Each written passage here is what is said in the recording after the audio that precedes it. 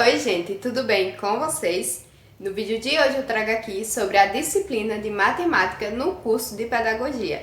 Para quem não sabe, né, eu faço pedagogia na Uniaselv e sim, no curso de pedagogia tem matemática. Então eu vou contar aqui como foi, né, se foi difícil, se tem muita conta e tudo mais. Se você quer saber, deixa o seu like, se inscreve aí se não é inscrito e ativa o sininho para receber todos os vídeos. É isso e vamos lá! A disciplina de matemática veio acontecer agora, no meu 5º semestre, no curso de pedagogia. E eu recebi o livro, né, que foi esse aqui. E o título da disciplina é Metodologias e Conteúdos Básicos de Matemática. Então, pelo título, já dá para ter uma noção que não vai ser conta, né? Não vai ser uma coisa difícil, matemática como do ensino médio, né? Metodologia significa o modo que o professor vai ensinar ao aluno, tá bom? Então, de qual método ele vai se utilizar para poder estar passando ali o ensinamento para o aluno. E conteúdos básicos, né? O básico do básico, ou seja, aquele de ensino fundamental para baixo. Não vai ser acima disso porque é o curso de pedagogia. Então, eu já esperava que não teria conta, essas coisas. E aqui na unidade 1, né? O livro é dividido em 3 unidades. E na unidade 1, fala aqui, tem 3 tópicos. E no primeiro tópico vai falar sobre a história da matemática, né? Da matemática tradicional, né? Lá do início até a matemática atual. Então vai contar toda essa trajetória da matemática de antigamente até os dias de hoje, né? Como ela evoluiu e tudo mais. Já no tópico 2 vai falar sobre os documentos norteadores do ensino da matemática. Aqueles documentos lá, né, de parâmetros curriculares nacionais, ou seja, que eles vão determinar o que precisa ser abordado nessa área, nessa disciplina. Aqui vai guiar, né, o professor para poder passar ali os conteúdos corretos para cada faixa etária. E no tópico 3 falou sobre o processo de ensino e aprendizagem da matemática. Então ali já começa, né, a introdução da metodologia, de que processos que o professor vai utilizar para poder repassar a aprendizagem para o aluno. Daí eu estudei, né, essa primeira unidade do livro e teve a avaliação. Na avaliação caiu basicamente sobre os documentos, que era sobre os parâmetros curriculares nacionais, né? Caiu bastante sobre esse documento, caiu sobre a comparação e diferenças entre a matemática tradicional, né, de antigamente, e a matemática atual. Sobre essa diferença mesmo da matemática tradicional, né, que era bem repetitiva, que era muito decoreba, não era uma coisa ensinada, e já a matemática atual já é uma coisa mais envolvendo situações, problemas, coisa mais do cotidiano da criança, utilizando dos conhecimentos prévios da criança, né, para aprender uma nova coisa.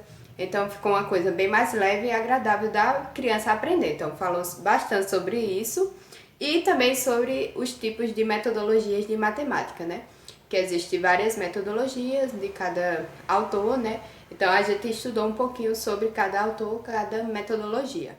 E na unidade 2, ó, aqui no livro, também teve 3 tópicos. E o primeiro tópico abordou sobre a estimulação do conhecimento lógico-matemático desde a educação infantil, para compreender as questões que envolvem, né, o conhecimento lógico-matemático.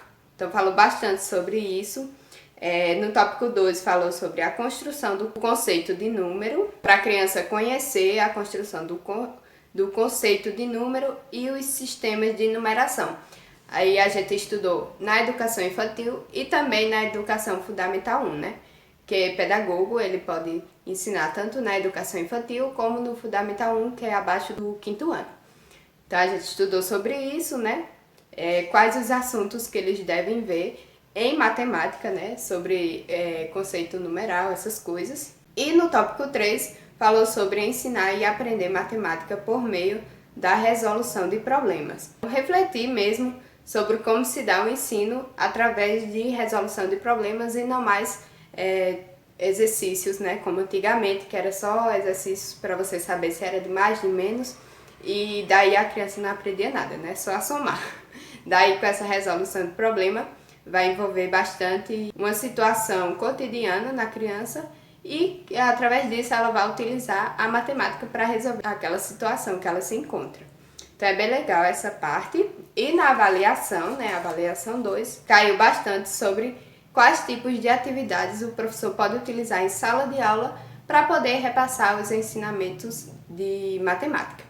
Então falou bastante sobre isso, sobre inteligências múltiplas, né, que a matemática é uma delas. Em outras disciplinas eu já vi sobre essas inteligências múltiplas, né, que cada pessoa pode ter um tipo, né, e a matemática é uma delas. E como a criança vai aprender a matemática, né, de uma forma mais lúdica e não mais tão repetitiva como antigamente. Então, basicamente abordou isso na avaliação 2. E chegamos, né, à terceira unidade. Então, a terceira também, ela foi 3 tópicos. E no primeiro tópico a gente estudou sobre conhecer os conteúdos a serem explorados na linguagem matemática da educação infantil. Então aqui abordou bastante quais conteúdos, né, a criança na educação infantil pode ver, né, que são formas geométricas, umas coisas mais simples. Então todo o conteúdo que a criança pode ver na educação infantil falou nesse tópico. Já no tópico 2 foi sobre os conteúdos para o ensino fundamental. Vai aprofundar ainda mais sobre os conteúdos e vão ser abordados outros conteúdos também. E na terceira unidade falou sobre planejamento, recursos e avaliação no ensino da matemática. Refletiu bastante sobre planejamento, né, que recursos o professor pode utilizar para avaliar o ensino do aluno, né, em matemática, o modo como ele deve se planejar, como ele deve aplicar a prova, se deve aplicar a prova ou não, né. Falou bastante sobre a questão da avaliação não ser somente através da prova, mas sim através de outras formas. E é isso na unidade 3 e na avaliação 3, né, a final objetiva, caiu muito assunto sobre o papel do professor. Como o professor deve atuar na educação infantil e no ensino médio sobre a matemática, quais tipos de atividades ele pode passar também, abordou mais, sobre inserir a tecnologia e jogos nessas duas fases da educação, na vida da criança, como, né, apoio para ela aprender a matemática, né? Não vendo o jogo, né, a tecnologia mais como uma coisa ruim para a aprendizagem da criança, mas sim como apoio para ela poder ser ainda mais estimulada para aprender a matemática. E na avaliação discursiva, né, que tem 2 questões, a primeira questão era sobre 5 requisitos que o professor deve considerar para elaborar uma prova de valor. Então lá na terceira unidade, ou na segunda, você vai estudar sobre essa prova de valor. E tem 2 autores que eles vão falar requisitos, né? Eu acho que é 10 requisitos que ele fala para o professor poder desenvolver uma prova de valor. Eu tenho que falar só 5. E na questão 2, era para falar sobre o papel do professor e do aluno para que ocorra a aprendizagem de matemática. Eu tenho que falar sobre o papel do professor, como ele deveria atuar e como o aluno deveria atuar para que assim ocorresse a aprendizagem da matemática de uma forma mais eficaz. Então, eu quis trazer aqui tópico por tópico, né, sobre a avaliação, para vocês verem mesmo o que caiu na disciplina, né? Que não foi nada sobre conta, como muita gente diz, que tem medo. Eu não quero estudar pedagogia sabendo que tem matemática porque eu sou ruim em matemática. Mas, como vocês viram aqui, né, caiu nada sobre conta, mas sim caiu sobre como ensinar matemática para a criança, né? E é claro que se você quer ser professor, você tem que saber pelo menos o básico de matemática, né? Somar, subtrair, multiplicar, etc.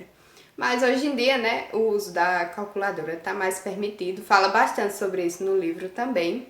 Então, nem precisa se preocupar com essa questão de, não vou saber ensinar porque eu não sei uma conta demais. A calculadora está aí para ajudar, né?